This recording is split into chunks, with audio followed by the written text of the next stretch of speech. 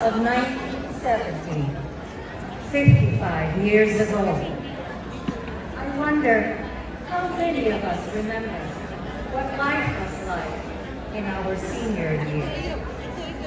We listened to the Beatles, the Rolling Stones.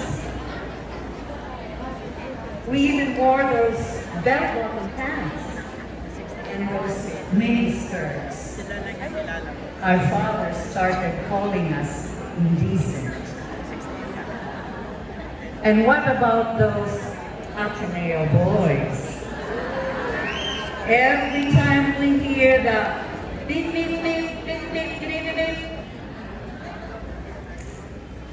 honking along University Avenue, we rush to the window with delightful giggles, hoping our love interest is out there. Oh, those days. But we were the same class that never danced the rigodon with our fathers because it was canceled for reason of austerity. We were the same class that did not get to celebrate our golden jubilee in 2020 because of COVID.